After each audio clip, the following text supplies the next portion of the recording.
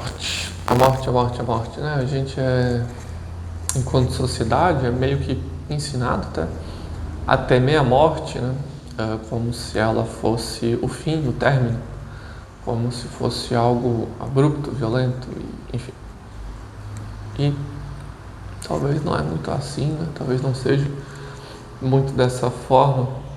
Algumas linhas mais, né, obviamente, espiritualizadas até associam muito ao sono, né, que é muito parecido com ir dormir, né, a morte.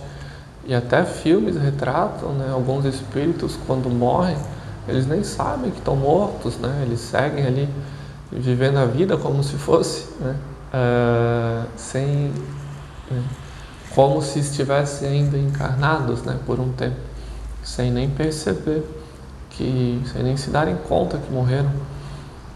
Enfim, então é algo talvez mais sutil.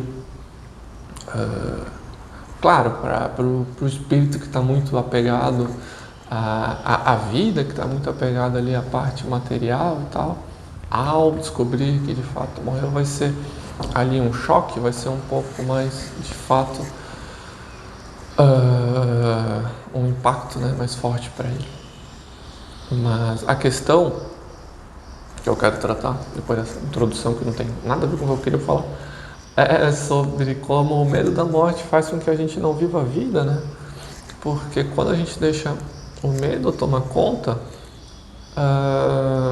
deixamos de pensar com clareza e deixamos de viver o momento da vida, né? Porque se eu temo muito a morte, né? Se eu temo esse fim que vai chegar, eu vou...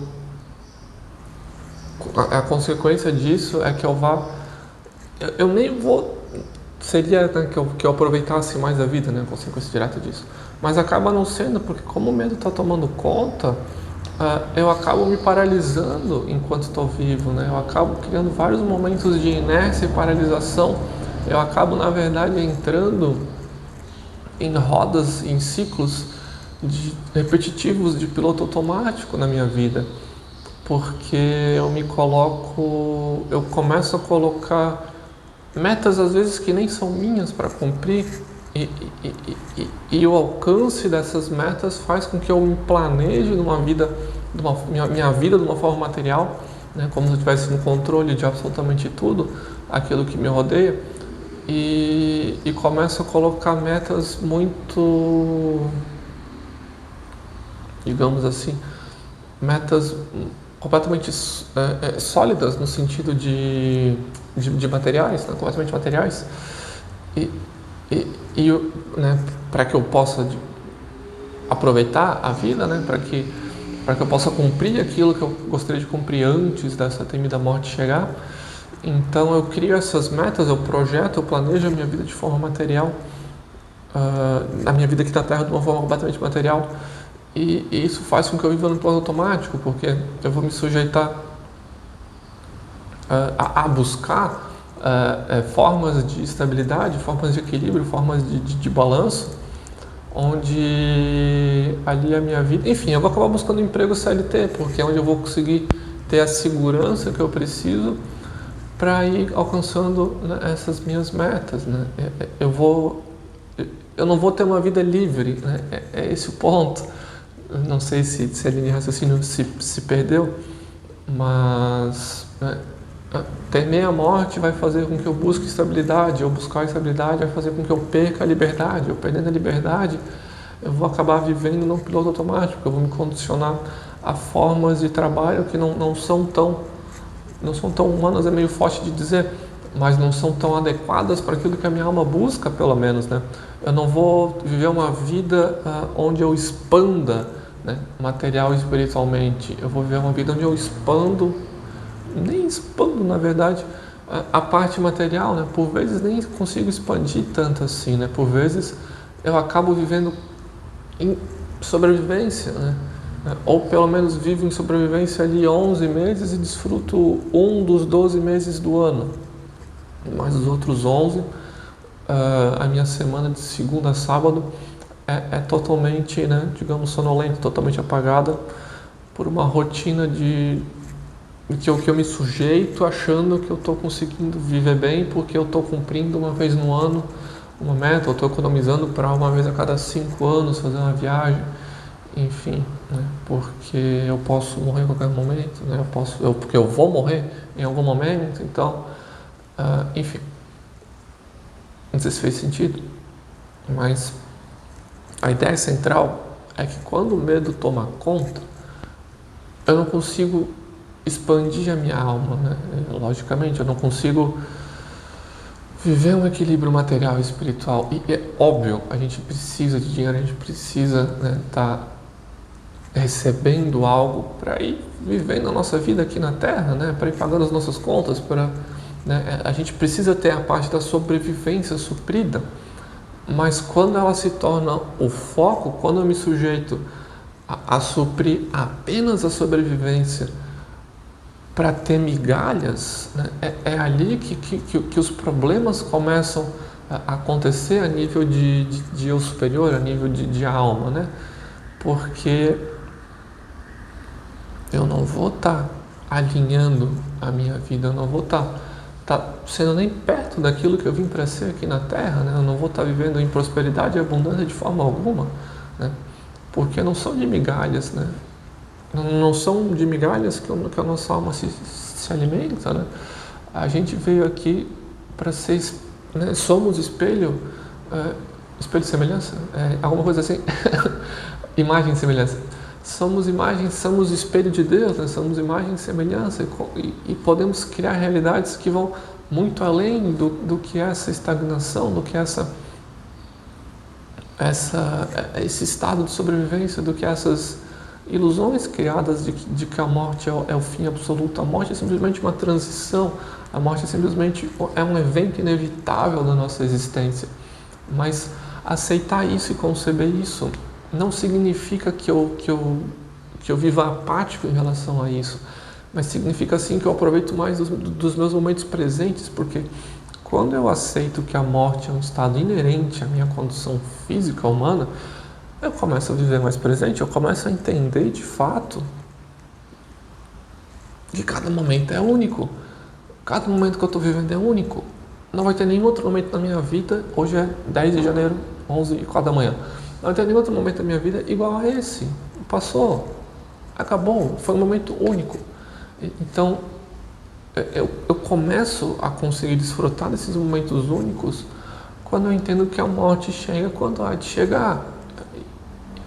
E claro, eu não vou viver igual um maluco colocando minha vida em risco a qualquer momento, simplesmente porque a morte é inevitável, mas muito pelo contrário, eu vou começar a desfrutar de liberdade, eu vou começar a desfrutar das minhas escolhas, eu vou começar a desfrutar da vida de uma forma muito mais presente, muito mais, digamos, alegre até, porque reconhecendo que os momentos são únicos, permite com que eu desfrute-os de maneiras únicas, permite que eu dê atenção às coisas, porque elas vão passar ali e acabou. E é isso, é efêmero. É reconhecer a efemeridade da vida faz com que eu desfrute mais dela. Claro, enquanto eu estou no processo ali de desapegar desse medo da morte, isso pode trazer uma certa ansiedade, pode trazer uma certa necessidade de urgência, mas aí eu começo a trabalhar a fé, eu começo a trabalhar a espiritualidade, eu começo a entender que há um plano maior regendo tudo isso aqui, né? que existem guias e mentores, que existe toda uma parte espiritual que, por mais que meus olhos físicos não percebam, não enxergam, está acontecendo, porque senão seria tudo simplesmente um grande acaso, uma grande coincidência maluca, onde ninguém sabe de nada, onde as coisas simplesmente brotam e aparecem, né? E não é dessa forma, né? Há uma guiança maior do que aquilo que a gente pode compreender na totalidade. Então, conforme eu vou alinhando esses conceitos, eu vou conseguindo trazer tranquilidade para essa ideia de compreensão da vida efêmera, né? E vou começando a de fato estabelecer a presença e vou começando a trazer liberdade para minha vida, e vou começando a conseguir expandir matéria e espírito, porque, é isso que a gente veio fazer aqui. A gente veio aqui expandir matéria e espírito. Se fosse para expandir só espírito, a gente não teria encarnado, não é verdade? Se bem que, enfim, o espírito expande com uma velocidade maior quando ele encarna, né? Porque ele consegue se sujeitar a altos e baixos mais frequentes, enfim, né? Ele consegue ter saltos evolutivos maiores enquanto encarnado. Mas se fosse para expandir só o espírito, talvez não teria encarnado. Se fosse para expandir só a matéria, por que eu sou um espírito encarnado então? Eu seria um robô, sei lá, eu seria alguém que não tem uma alma inerente, né, a ele, não tem ali algo, né, animando esse corpo. Enfim, que é o significado de alma. E é isso, acho que era essa a mensagem sobre esse caminho de parar de temer a morte. Sim, vai trazer uma certa ansiedade, vai trazer um certo senso de urgência, meu Deus, então preciso fazer tudo.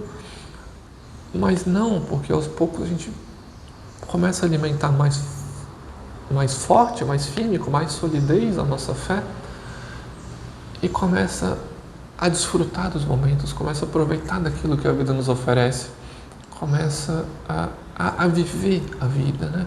Não só sobrevivendo, né? Entendendo sim que existe, né, a parte do capitalismo, que existe a parte, enfim, do dinheiro, digamos assim, não sei o sistema capitalista até quando, mas existe a parte da troca financeira, mas existem muitas outras trocas além da troca financeira. Existe a troca de amor, existe a troca de afeto, existe a troca de conhecimento, né? São várias trocas que a troca simplesmente energética, nossa, por exemplo, mais palpável para a gente, né? A troca que a gente faz com a natureza, por exemplo, uma troca simplesmente meramente energética, não tem como pagar pela árvore, pela sombra que ela está me dando, né? Por exemplo, ou pagar para a árvore pela energia ali que ela está me ajudando a transmutar, enfim. Já estou divagando, mas sobre a morte era isso. E para terminar, né? Isso tudo vai levar com que a gente viva justamente porque a única coisa sobre a morte, né, além da certeza que ela virá, que ela possa nos encontrar vivo quando ela chegue, né? Quando chegar ali o nosso momento de partir, que a gente possa partir sabendo que viveu, né? Sem amarras, né? sem metas mirabolantes, sem a influência externa tão forte da nossa vida, mas sim que a gente tenha vivido uma vida plena e tenha se realizado enquanto seres únicos que somos.